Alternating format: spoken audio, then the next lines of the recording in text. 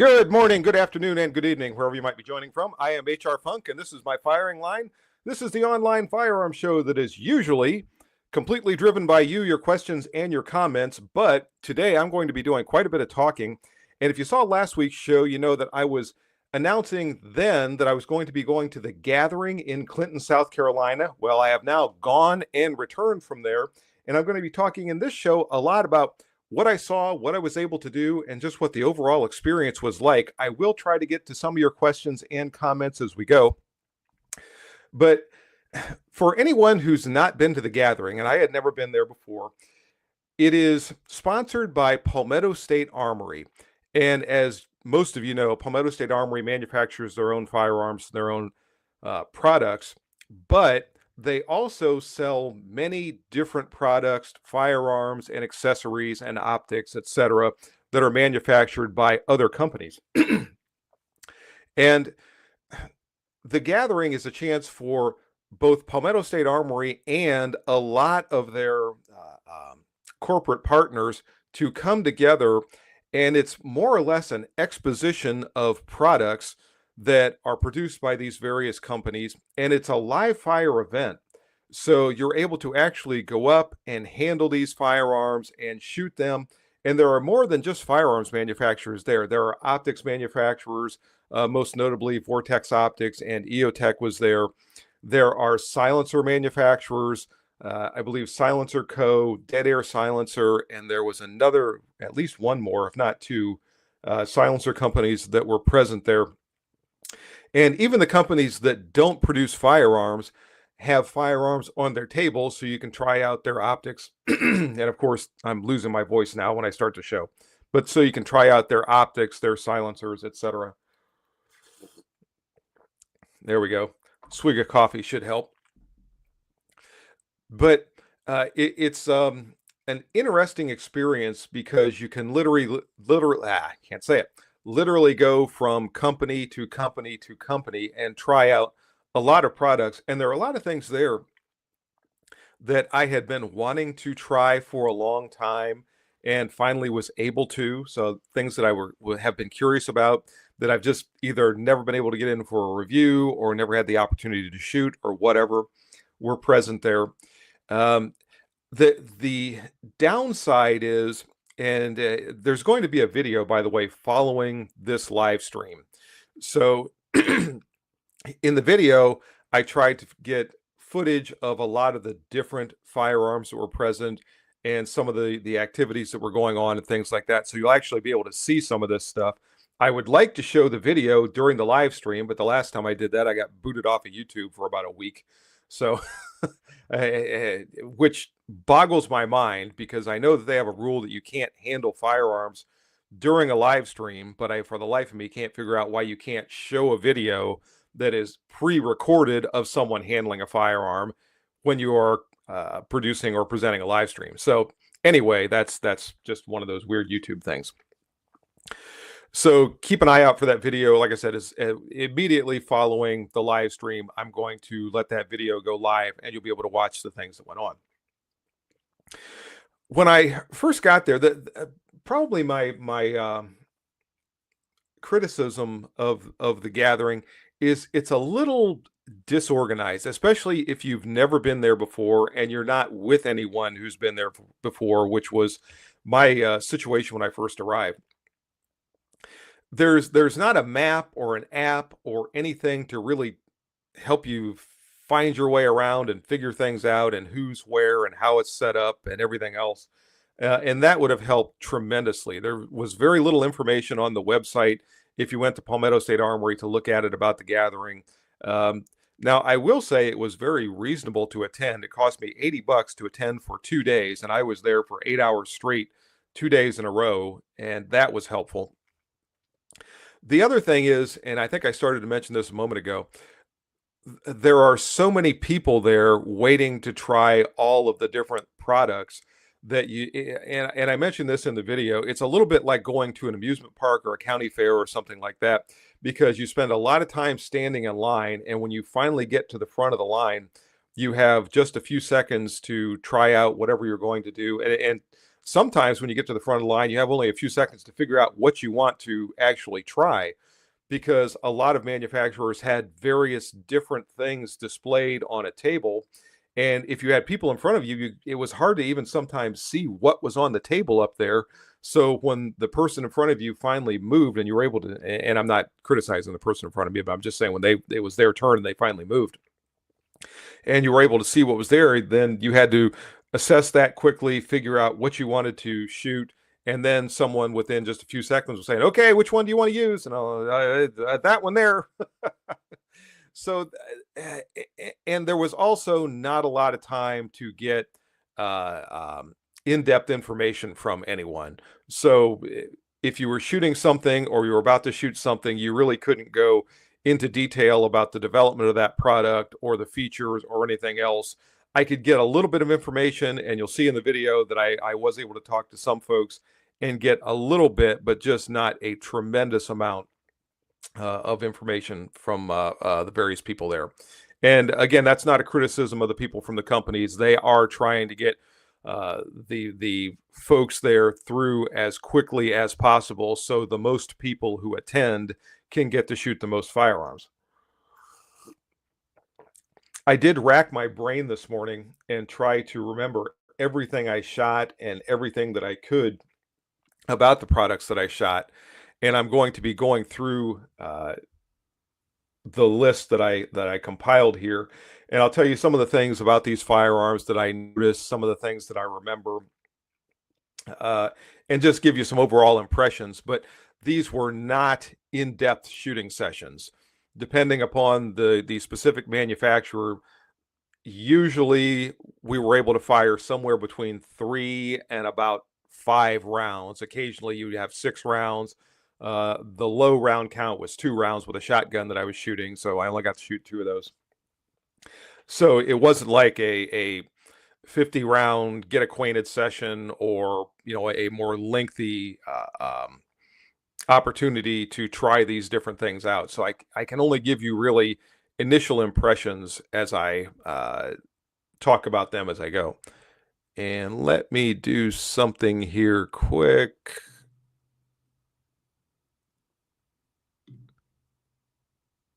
All right. Hopefully that puts an end to that.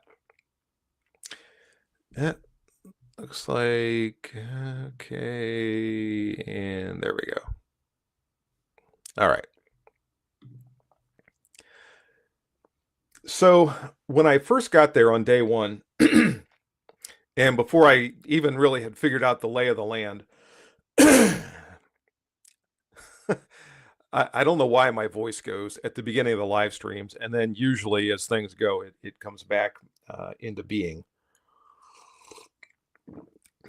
But I was first starting to walk around, and I happened to look to my left, and I saw Mark Christensen from DS Arms there, and I recognized him. I've seen Mark once or twice. Most recently, I saw him at the SHOT Show. And if you remember my SHOT Show video, DS Arms is producing a variant of the FAL that they produce many different variants of, but they're producing one for H&R, which is one of Palmetto State Armory's brands that they have. And the variant that they're producing is a T48 reproduction. The T48 was the rifle that was submitted by FN when the U.S. was looking at replacing the M1 rifle in the early 1950s. And there were several differences between the T48 and the FAL that we came to know in the following decades. And DS Arms really has gone to great lengths to try to reproduce the T48 as best they can.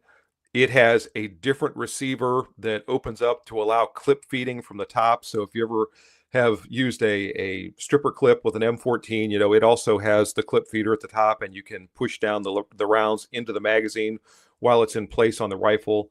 Well, the T48 has that same type of a feature. It has a different charging handle than the standard FAL. It has wood furniture, so wood buttstock, wood pistol grip, and wood forend. The sights are different. There are some other differences too, but I was able to shoot that rifle, and you'll see it in the video, which was extremely, extremely cool. And I don't know, the older I get, the more I have an appreciation for the retro style firearms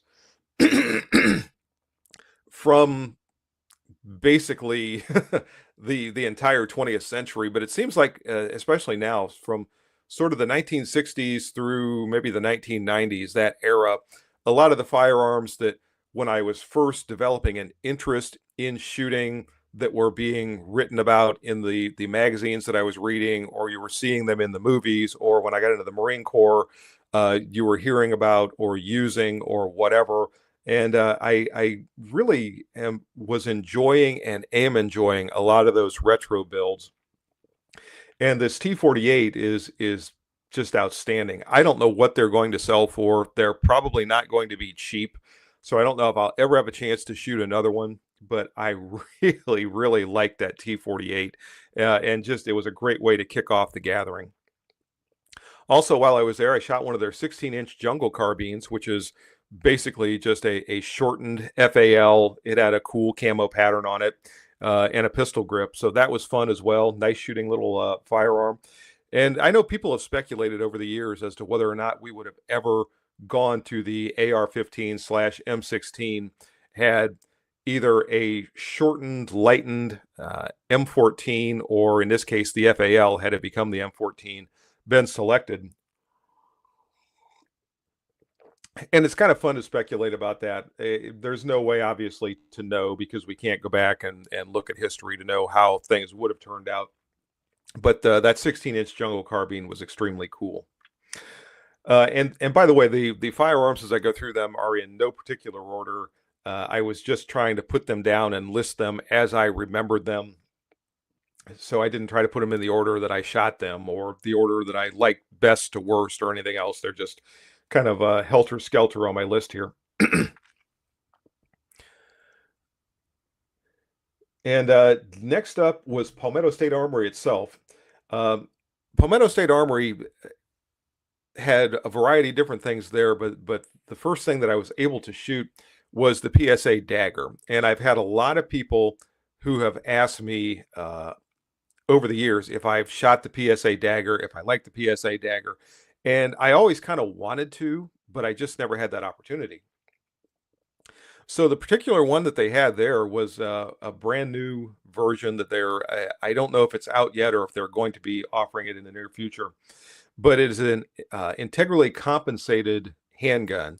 So the compensator is built into the slide. And when the gentleman was explaining this to me, I was a little confused because I could see the opening in the slide, but there was not a corresponding opening in the barrel. So I was thinking ported barrel that was going to vent through the slide, but actually the end of the slide is machined as an expansion chamber, and then there is a port at the top to vent the gas, so it's actually integrally compensated. It's not ported.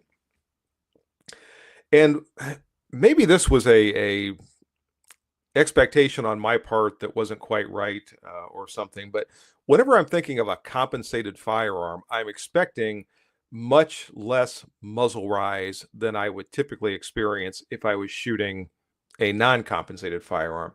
And I didn't notice that with this. It was a nice enough shooting pistol. The trigger was a little on the heavy side, but I was shooting at a half-size IPSC silhouette. You'll see this in the video. I hit it 5 out of 5 times at, I don't know what the distance was, probably 15, maybe 20 yards. So I was able to shoot it well enough, but the recoil just seemed a little snappier than I expected. I thought that it would be a little softer shooting for having that integral compensator, and that wasn't my experience with it. So I don't know. Like I said, I didn't dislike it. I just wasn't extremely excited about it, I guess is the best way I can put that, trying to characterize my thoughts about the PSA Dagger. Right next to the PSA tent, not surprisingly, since H&R is one of their brands, was the H&R table. And I actually went back to this particular booth several times because they had so many really cool things there. And these were a lot of the retro style firearms. You're going to see a couple of these in the video. They're building an XM177 Repro, which was the Vietnam era cut down M16 that had the long modulator. It looks kind of like a suppressor or a long flash hider at the end of the barrel, but they actually called that a modulator, as I recall. Very, very cool. They look cool, and uh, uh, PSA/H&R did a great job with these. They even reproduced the old waffle style magazines that were in use back in those days. So I got to shoot that. That was a lot of fun. Also on their table was I got to get the number right. XM16E2, which was the forerunner to the M16A1, which those are always fun. Those always bring back memories for me. The M16A1 was what I used the entire time I was in the Marine Corps. And I was going to say something about that. It just went right out of my mind. Oh, a lot of people think of 1985, which was when I went into the Marine Corps, and that's the year that the Marine Corps adopted the M16A2, and they also adopted the M9 pistol that year. But my entire enlistment in the Marine Corps, to include when I was recalled out of the IRR for Operation Desert Storm, if I was issued a rifle, it was an M16A1. If I was issued a pistol, which I was almost daily, that was a 1911A1. So even though the new firearms were officially adopted in 1984, it probably took the better part of a decade for those to filter all through the entire Marine Corps. And there were guys like me that never got the new firearms. I remember when I was in Iwakuni, this would have been,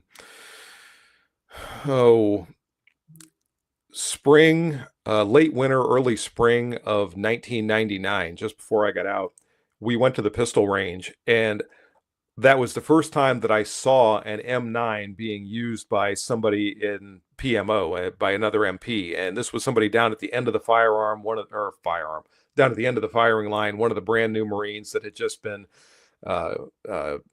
stationed at Iwakuni. He had apparently been trained with the M9 when he was going through MP training.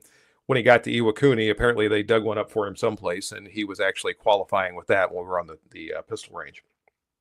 But I never had one myself. And when I was recalled almost 2 years later, I still did not have an M9. I had an 1911A1, which was fine with me, by the way. But the last thing I shot that was on the H&R table, they had a AR pistol there chambered in 300 blackout.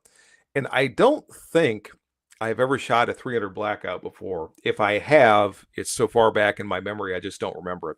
And that was kind of different. I always kind of wondered about it. Now, of course, this was a very short pistol length AR. So it seemed like there was a little more recoil to that than I would have expected out of 300 blackout, but it could well have just been because of the short, light platform. But that was fun. So I've now shot a 300 blackout. Rock Island Armory was there, and the firearm that I got to shoot from that was their 5.0 pistol that they introduced a year or so ago. And this is a heavy, and it's actually not a round barrel. It's like a rectangular barrel that's in the RIA 50. And they've introduced this. I believe it's mainly intended for competition. But I got to shoot that. It was okay. That was another one that I enjoyed it. It was fun to shoot. There was nothing really significant about the 5 rounds or so that I shot through it that made me think, oh, I got to get me one of these. But it was fun. I enjoyed it as far as that goes. Century Arms was there. And of course, along with Century Arms was Canic. But I shot one of the Century Arms, and I don't know the model number of this shotgun. It was a AR style shotgun. I have not shot one of those before. The shotguns I've fired have always been sort of the conventional style, either pump action or semi-autos. And I was curious just what the experience would be like. And it seemed like to me that the inline system of the AR platform really didn't work well with the recoil from the 12 gauge. Now, of course, it has the detachable box magazine and all that. So you can shoot it very quickly, but there was nothing about that also that made me think, man, I got to get an AR style shotgun. It just, and if you have one and you like it and it works well for you and you love it, I'm not criticizing it. I'm just saying for me personally, Um, there wasn't anything that struck me as fantastic about that. There was a silencer company there. They had a silencer called the Thunder Camp. By the way, I know somebody's going to yell at me in the comments and say, it's a suppressor, not a silencer. I tend to use the term silencer because this device was invented by Hiram Maxim and he called it a silencer. So it seems to me like if the guy that invented the thing called it something, that's what it should be called. But I know some people will get all worked up about that and they want to use the term suppressor. I just tend to say silencer. But anyway, the company had a silencer called the Thunder Cam, and it was on a full auto MP5. So that was fun. You'll see that one in the video. I think they loaded 10 rounds into that one. That might have been the most rounds that I shot through any firearm. And full auto, 10 rounds, suppressed. That was a lot of fun. Kimber was there. I've never shot a Kimber 1911 before. So I got a chance to do that, and it shot like virtually any other 1911 that I've ever fired. So nothing bad to say about it, but I only got to run, I don't know. I don't even know if I got to run 5 rounds for that. That might have been a 3-rounder. I don't remember. So in the 3 rounds that I fired, there was nothing significant that I can tell you about that. But also there, they had one of their little revolvers, and I've had people before ask me if I've ever shot the Kimber revolvers, the K6, and heretofore I had not. But I was apparently one of the few people that asked to shoot the revolver because specifically I wanted to see what it was like. So they loaded 5 rounds into the 6-round cylinder. So I got a few more rounds in that than I would have.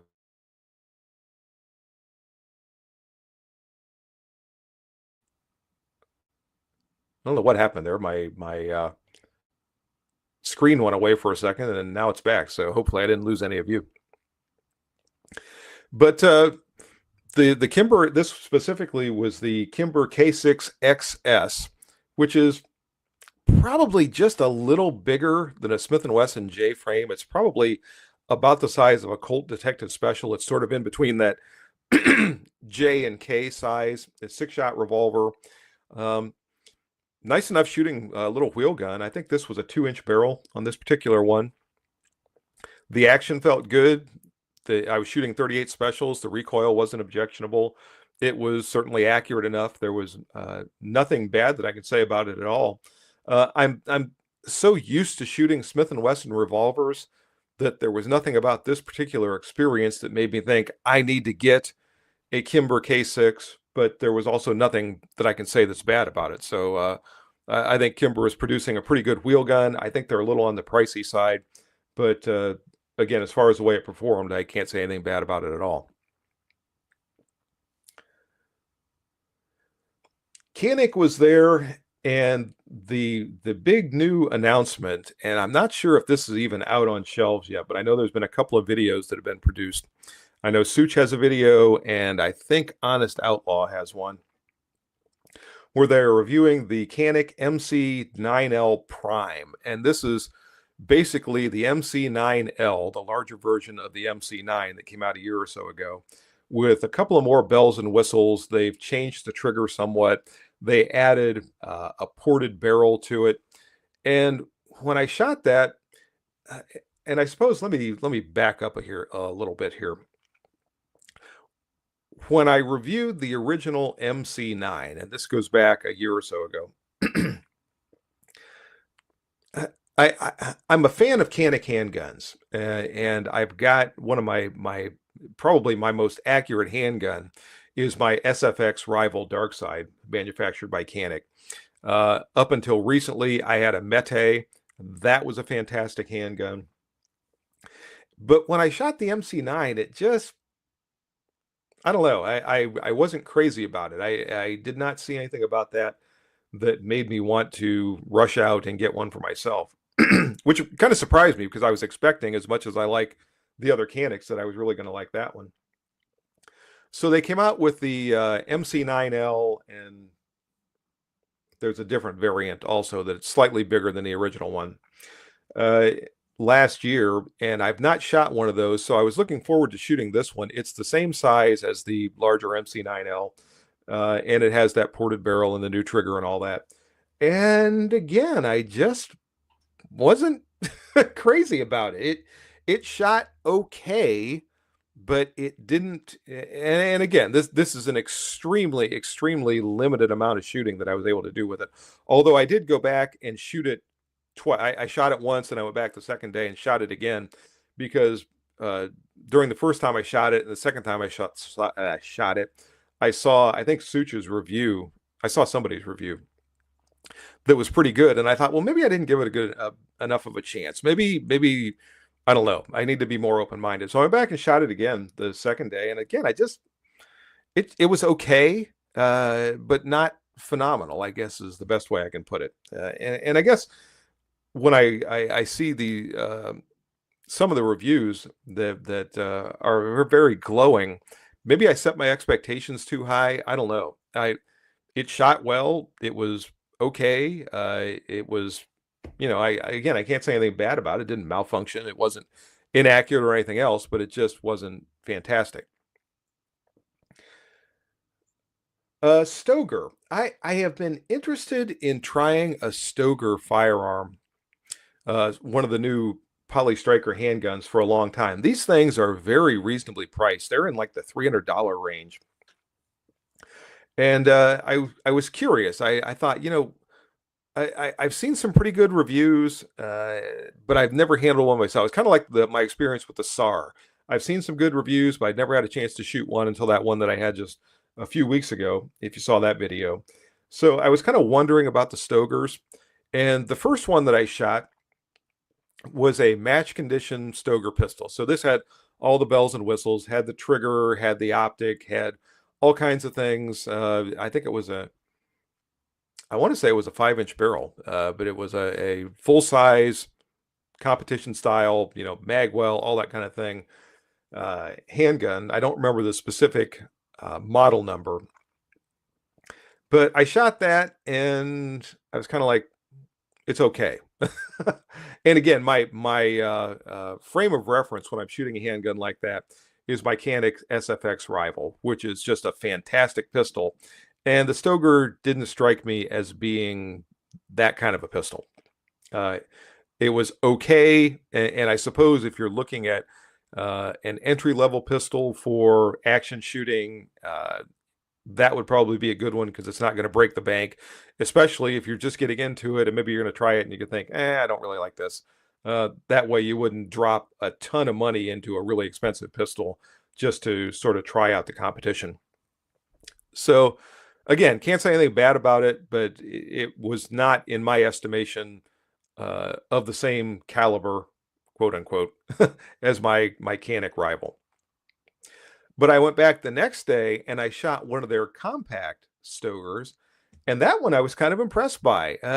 For a $300 little compact Polystriker pistol, I think I was shooting that thing at 25 yards, and I hit the half-size silhouette 5 out of 5 times with it from 25 yards. Recoil wasn't bad. It was kind of a nice shooting little pistol. Of the two, I liked sort of the plain Jane compact version better than I liked the full-blown match version. So that's probably not what you would expect, but that was my experience. Beretta was there, and I got to shoot a couple of things at the Beretta booth. One of them is one that I've kind of always wanted to shoot. In fact, I was contemplating buying one of these. It was one of the Langdon Tactical 92 Elite pistols, and these are one of the ones that LTT completely redoes. And that was another one that I had really high expectations for, and I came away from it thinking, it's okay. I think I like my standard M9 better because it's a little softer shooting pistol. Now the Langdon Tactical was shorter and lighter, so that might have contributed to a little bit sharper recoil impulse. And again, it was okay. I guess I just had such high expectations for that pistol that it didn't really seem to live up to. I also shot from LTT one of their PX4 Storms. It's a compensated pistol, all kinds of different bells and whistles. That's another one I thought, it's okay, but not fabulous. Now, right next door to that was a Beretta, next door, the table over beside it, was a Beretta M9A4, and that one I kind of enjoyed. The only thing I didn't like about that is it had a silencer, and I cannot remember it might have been Silencer Co. that was in there with them. The silencer on the end of the M9A4 was about that long, so it made the whole thing feel sort of like picking up a baseball bat. But as far as shooting it, extremely soft shooting, it had the optic installed and all that. I like the M9A4. I like my M9A3 that's back behind me in the safe here. So, and in talking to them, I did have a little bit of a chance to talk to the people there. I've kind of gone back and forth over upgrading my M9A3 to an M9A4 so I could add an optic to it. But it sounds like Langdon Tactical offers a pre-cut slide that'll fit the M9A3 that has the optic cut already. And all I would have to do is order that from Langdon Tactical, install it on the M9A3, and essentially I would have an M9A4. So I may well do that. So watch for that in the future. PTR was there, and I shot one of the PTR, I think they call it their 9CT, which is the MP5 clone they build. And specifically, I wanted to shoot that because I've done so much shooting lately with my Mac 9, which is basically the same exact firearm, only manufactured or marketed, rather, by SDS Armament under their Military Armament Corporation brand. And in shooting the PTR, the thing that I noticed two things. First off, I don't think the trigger was quite as good as the trigger on my Mac 5. And also, it seemed like I was getting a little more recoil, but there was a suppressor attached to the end of the PTR. So it could have just been the extra back pressure from that was making it seem like I was getting a little bit more blast and a little bit more recoil, and I really wasn't. I would literally have to shoot those two both unsuppressed or both suppressed side by side to be able to say that categorically one way or the other. But still, fun. That platform is just phenomenal. I love the MP5. I shot, I think, 3 of them in total from 3 different manufacturers. Well, 2 of them were HKs, and then the PTR while I was there. So that was fabulous. Oh, hold on a second here. Let me look at what's going on back here because I think I might need to attend to a couple of things.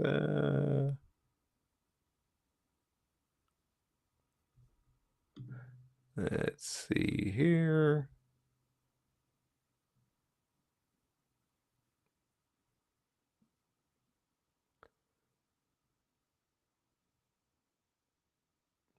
Oops.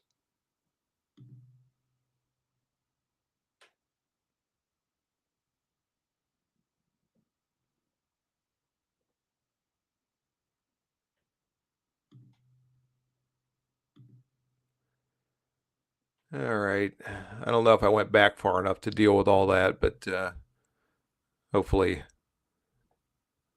that puts an end to it for a little while. Anyway, I went by the Glock booth, and I decided to shoot a Glock. Everybody else was doing it. I thought, maybe just for kicks this one time, maybe I would hold a Glock for a friend. I don't know. Shooting a Glock is a little bit like being a 16-year-old kid and you just got your driver's license and you're going out one of your first times to drive on your own, but you're driving your parents' station wagon to the grocery store to pick up a loaf of bread for your mom. So it's kind of cool because you're driving on your own, but there's nothing particularly exciting about what you're driving or your destination, and you're kind of hoping your friends don't see you because they're going to make fun of you the next time they see you at school. So shot the Glock. It shot like a Glock. Nothing bad that I can say about it. There were no malfunctions. It was accurate enough. I didn't have any problems with it, but it just was a Glock.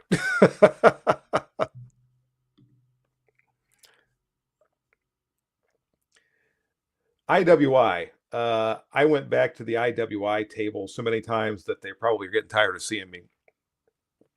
I have always wanted to shoot a Tavor, and they had a Tavor there. I finally got to shoot one, and that was kind of cool. I've actually never shot a bullpup before. Never shot a Steyr, never shot a Tavor, never shot any of the other ones.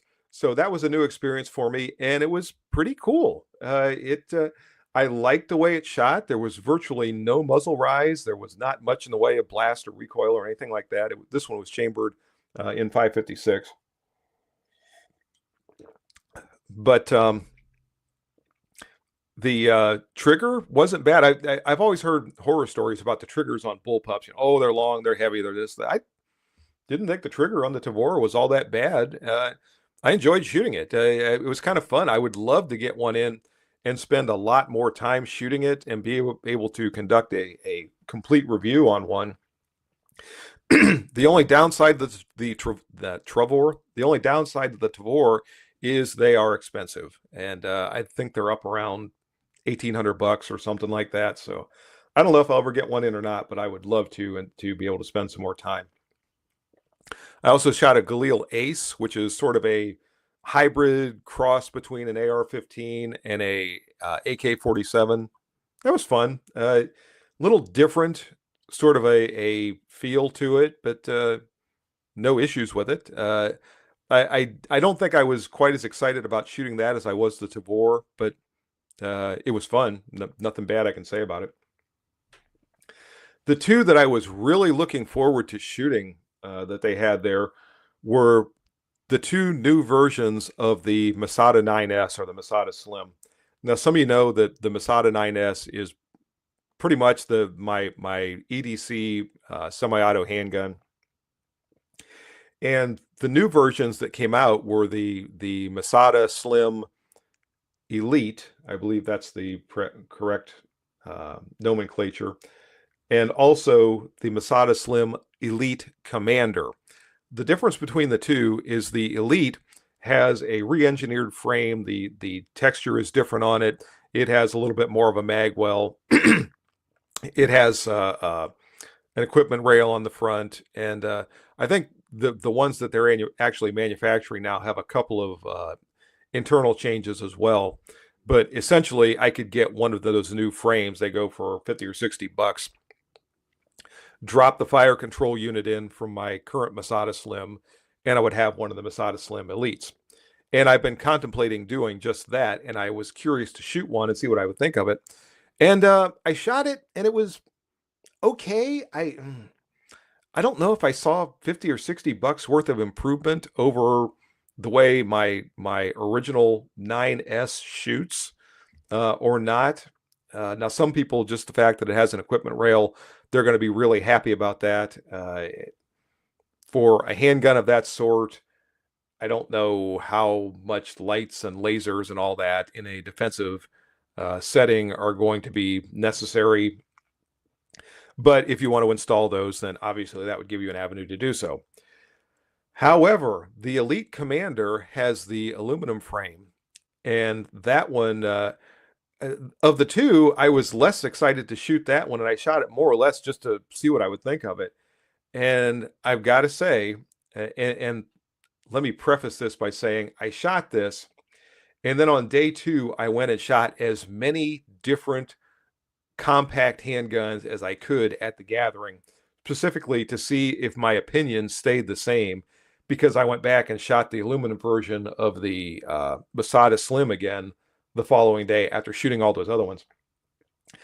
That was the best shooting compact handgun I shot during the entire time I was there. Now, some of it probably has to do with the fact that the aluminum frame is heavier, so it softens recoil somewhat. And the rigidity, that's another word I'm having a hard time saying. The rigidity of the aluminum frame also probably helps with that recoil impulse. But it was just a really nice, soft shooting experience with that. The aluminum frame is not inexpensive. It's about $350 ordering it from the IWI website. And it's made by Mayhem Machine. Is that the proper name for the company? And because of the price, I really didn't have much interest in it. Now I'm strongly considering ordering one for my Masada 9S because I was so impressed by the way that thing shot. It's probably a little heavier to carry, but no heavier, I'm sure, than something like a Commander size 1911 or some of my other steel frame slash alloy frame handguns that I carry. I just really, really like the way it shot. It was impressive. So if you get a chance to shoot one of those, by all means do so and see what you think of it.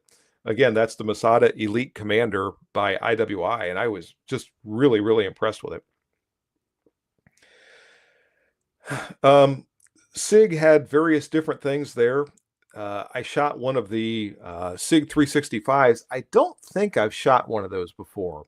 That's another one of those handguns a lot of people have asked me about. And of course, Sig makes like 65 different variants of the 365. But I shot one of the 365s, and this one was actually modified by a company. I'm probably going to mispronounce this name. It was FDEZ WERKS. I think it was FDEZ Works was the way they pronounced it. And they do modifications to firearms. And one of the ones they modified was a 365. And they had added some porting to it and one thing and another. I don't know. I'm just not crazy about the 365. And even though that was a modified version, I don't know. Again, if you have one and you love it, I'm glad. I hope it works for you for a long, long time, but I just wasn't crazy about it.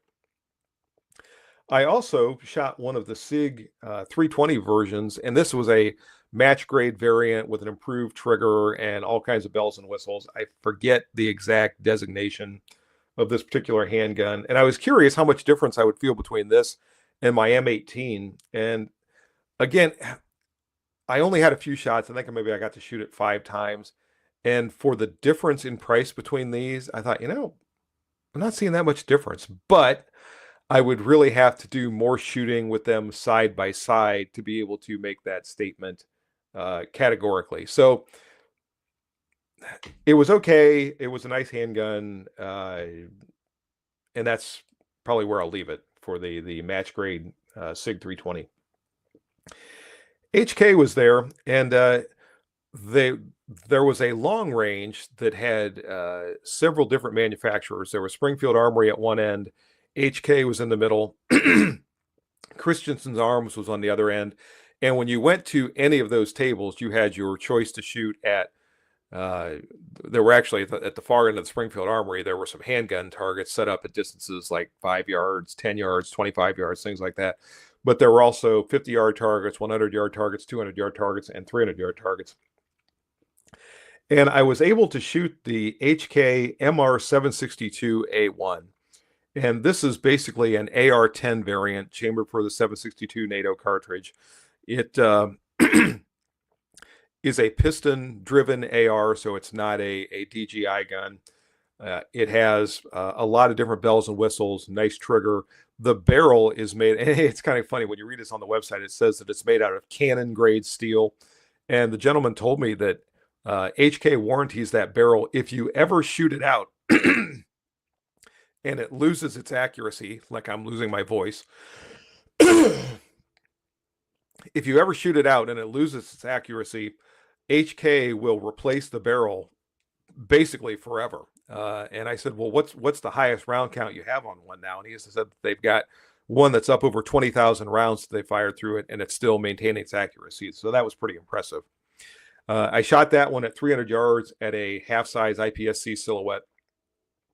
And went 3 for 3 at 300 yards with it. So it's a very good shooting variant. It's been a long time since I shot an AR-10 variant. When I was still a tactical team sniper, my partner for a period of time was running an AR-10. His was a DPMS, as I recall. That was an okay shooting rifle. This was a vastly superior rifle in terms of its accuracy. So I was really impressed by that particular HK.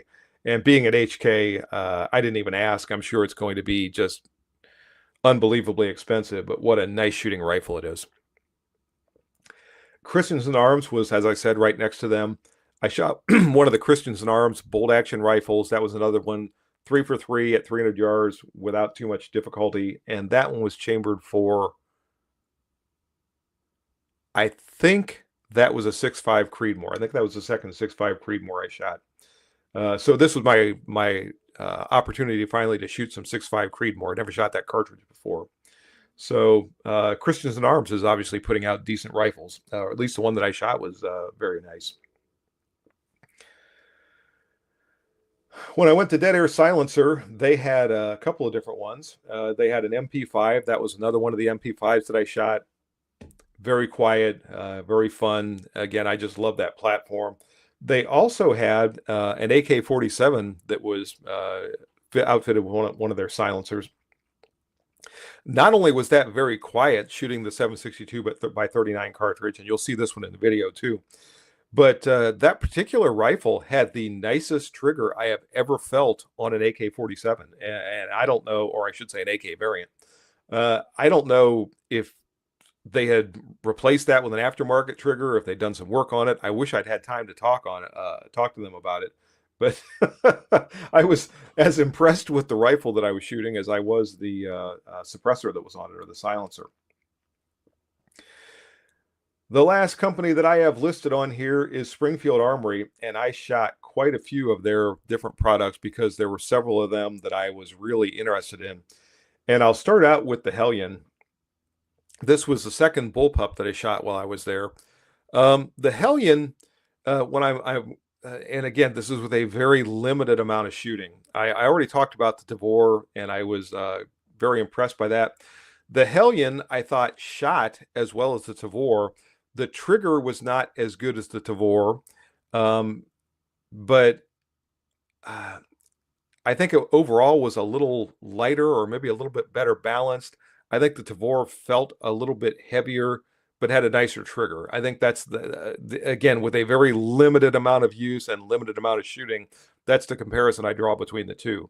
That said, the Hellion was very good shooting firearm. I forget what distance I was shooting at, 25 yards, 50 yards, something like that. No problem hitting what I was shooting at there, so I very much enjoyed that. Also, from Springfield Armory, I had a chance to shoot the Prodigy, and I was specifically wanting to shoot the Prodigy to see how it would compare to my TSOSH B9R double stack, which is essentially the first go around from TSOSH trying to come up with a double stack 2011 style pistol. Since then, they've redone that line. If you saw my SHOT Show coverage, you might know that already. And the ones that they're coming out with now are actually a little bit different than the one I have. But having shot the Prodigy and knowing the difference between the price and all that, I didn't see that much difference. It shot okay. The one that I shot, I believe, was compensated. And the trigger on that just was nothing to get excited about either on the Prodigy. So that was another thing I noticed about it. But even so, as I said, it shot well enough. I can't really complain about it, other than to say I prefer the trigger on my pistol that I have here over that one. I shot a 1911 Operator. That was one of the last handguns that I shot, which was a very nice shooting 1911. That has a lot of extra work put into it by Springfield Armory, and it showed in shooting it. I very much enjoyed shooting the Operator. The two rifles that I shot from Springfield Armory, I also shot at 300 yards. You'll see this in the video. You'll see one of them in the video. The first one I shot was the 2020 Waypoint, and this was the one with the carbon fiber barrel, a synthetic stock. What a nice shooting bolt action rifle. I really liked that rifle. Those are also very expensive, but I liked it so much that I'm sitting here thinking, you know, I wonder what I might be able to trade and sell. I don't know. I really like that 2020 Waypoint, and I didn't even walk up there intending to shoot it. I was hoping to shoot one of their 2020 rifles that's the 22 version, because I just wanted those things go for $400 or $500, and I was just curious to see what kind of accuracy I could get from one of the 22s, and they didn't have one of those available. But the one that I shot was in 6.5 Creedmoor, and that one, wow, just I really, I can't say how much I enjoyed shooting that 2020 Waypoint rifle. So who knows if I can scrape together enough things to sell or trade or whatever, you might be seeing one of those in the future. And the last rifle that I shot of the day on day 2 was one of their M1A loaded in the Archangel stock. You'll see this one in the video, chambered for the 7.62 NATO cartridge. What a great firearm to wrap things up with. 3 for 3, 300 yards, half-size silhouette. I'm just a huge fan of the M1A/M14, and that was wonderful. The other thing that I want to mention, I want to say a special thank you to the gentleman, and I'm saying that plural, the gentleman who invited me out to dinner on Saturday night, and you know who you are out there. Thank you very much. I had a tremendous time. I had to leave kind of early. I had a long drive back. I was actually staying with my daughter in Columbia, South Carolina, which was about an hour from where this was all taking place. But we went out, we had a wonderful time on Saturday night. The food was great. The company was great. So thank you very much. And I don't know if anybody is watching this who took any of the video for me. If you saw last week's show, you know that I said that I didn't know if I was going to be able to take much video. In fact, I wasn't expecting to, but I ended up taking a lot of video, or at least a lot more than I expected. And I was literally turning around to people who had no idea who I was and saying, "Hey, would you mind taking some video of me while I do something?" Actually, I said, "Would you mind taking a video of me while I'm shooting?" And they were gracious enough to do that. So if any of you are watching, thank you very much for taking that video. I appreciate it tremendously. Now, with all of that out of the way, I'm going to try to go back over, you know, rather than maybe trying to go up through all the comments here. If you've posted a comment on anything, or if you've heard me mention any of these firearms and you have a comment or a question or whatever about that firearm, by all means throw it out here. I'll try to see if anything up here is something I can respond to while some of you are posting or reposting anything.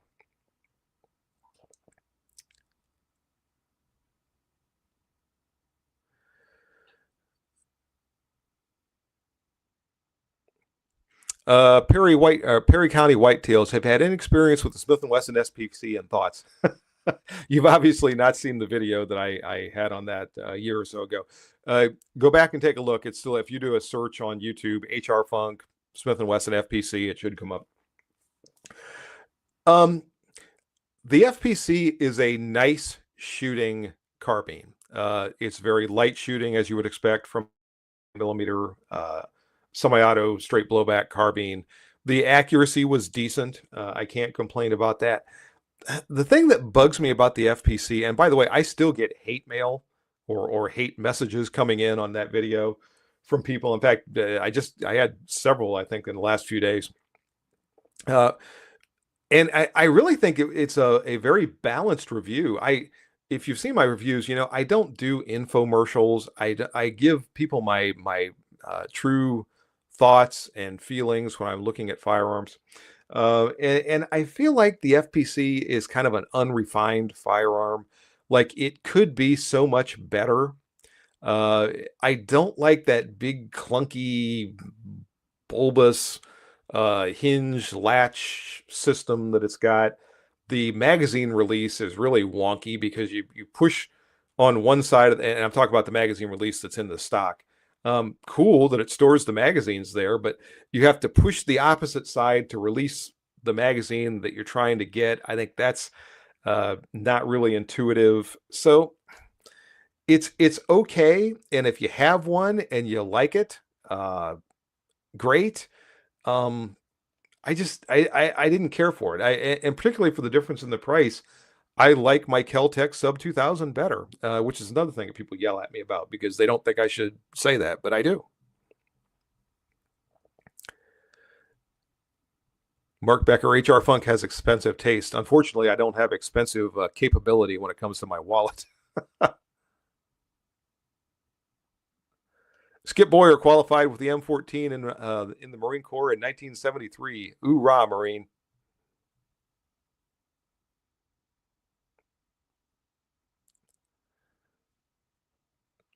Skip Boyer's headed to the range. Have a great day, Skip. Did Steyer show up? No, Steyer did not show up, and I was kind of surprised by the by who wasn't there. A lot of the big manufacturers, Smith and Wesson was not there, Ruger was not there. I don't know. I'm trying to think of some others off the top of my head, but I was a little surprised by who didn't show up. SDS was not there, which kind of surprised me. Although I did run into somebody from SDS who explained why it was they weren't there. So yeah, that kind of surprised me a little bit by who did not attend.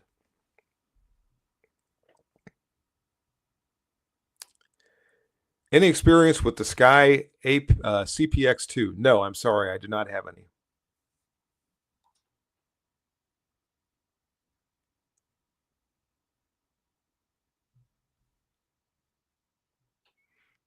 And let me see. Looks like there's no new questions at the bottom of the feed, so let me work my way up here.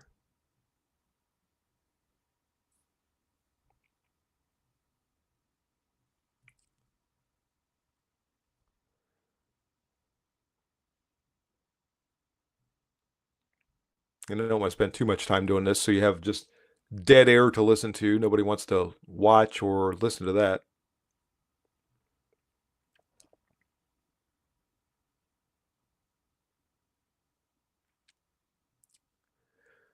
Boba Fett, 444 Marlin or not 444 Marlin, worried about ammo availability. That's one of those. I have a 444 Marlin, but I also hand load for it. And the cartridge cases last a long, long time. So if you're willing to load your own, then it's a decent cartridge. If not, there are still some factory 444s out there, but not a lot of it. No, Colt was not there either. Like I said, I was just a little surprised by who wasn't there. Bull Armory was not there. I think I caught all of the firearm manufacturers, or mentioned all the firearm manufacturers that were there as I was going through the list. There were some other companies that were accessory manufacturers, or I know there was one down at the end. It was Ranger Tactical or something like that. I think silencers is one of their big products. There were some other accessory manufacturers there that I'm sure I didn't name. If you go to the Palmetto State Armory website and do a search on the gathering, I think you can still see the list of everybody who was there. There was a big tent, and then beside it was a large pavilion, and there were some people in there with different things like targets and knives and whatever. Caliber coffee was in there, which I appreciated because I was able to get a couple of cups of coffee, so that was great. And the guy from Caliber Coffee, nice guy. He actually took one of the videos for me when I was shooting, so that was nice. Kimber was there, and I shot the Kimber revolver that I talked about, and also one of their 1911s, so they were represented. And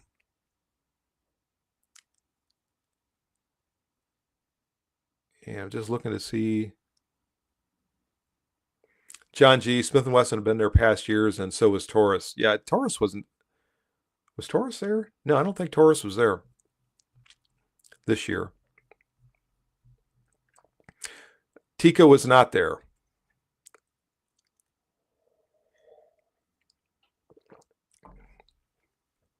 There were also, in a different area, there were shotgun manufacturers set up, and they were shooting at claybirds.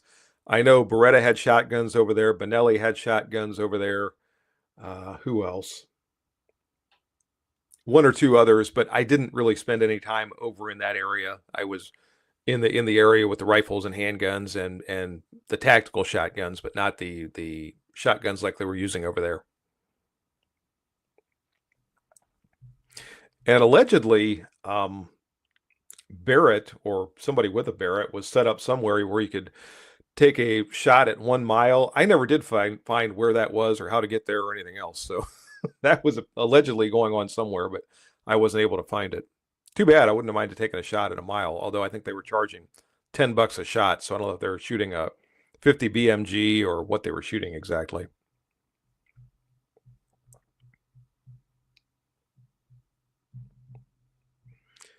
So we are right at an hour. If there are any last minute questions that anybody wants to get out there, by all means, post them and I'll try to answer them before we wrap things up. Remember that immediately following the live stream, I'm going to post the video from the gathering and you'll be able to see some of these things that I talked about actually being used. Again, it's not extensive video. It's not an in-depth review or anything else. It's just to get a chance to see them and see some of how everything was laid out and all of that. The mile was a golf cart ride away. Somebody said that, but I never do. You know, I saw golf carts ride, going back and forth, but I never do which one to try to flag down or jump onto or anything else. How do you like your coffee? Black, just the way the good Lord intended it. Nothing in there.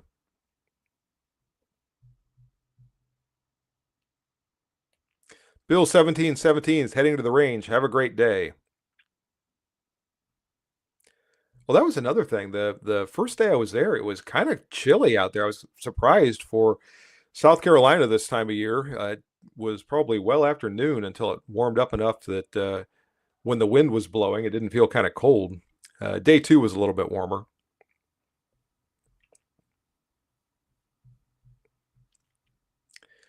All right. I am not seeing any new questions or comments coming up. Little maple syrup in coffee. So I'm going to start to wrap things up, but I want to say thank you very much to everybody who has been watching and participating. I'm sorry I didn't get to more of your questions as I was going through everything, but I was trying to get through this list of things over here and make sure I got out as much information as I could. By all means, if you watch the video that's going to be following the live stream and you have a question I didn't get to, then post it on the video and I'll try to answer the question there. To everyone who has supported the channel for the last 12 years, thank you, thank you, thank you for watching the videos, for participating in the live streams, for participating in the premiere video chats, for all of the things you've done to support the channel. Thank you, thank you, thank you. And a special thank you to my channel members for your monthly contribution. There are a lot of things I just could not do were it not for the support that I get from all of you. So again, a special thanks to my channel members. That is going to do it for today's show. We'll do this again sometime soon. Stay tuned for the almost at the premiere video. Stay tuned for the video of the gathering that's going to be coming up in just a minute or two. About as fast as I can hit the play button, it's going to be ready. And I think I'll set that for an instant premiere. That way, notice will go out to all of the subscribers, or at least some of the subscribers, whoever YouTube deigns to send them to, so that they'll at least get something coming into their inbox saying, hey, there's a new video up, if they are inclined to watch it. All of you have a great, great day. And again, I'll talk to you soon. And until then, everyone, good shooting and bye-bye for now.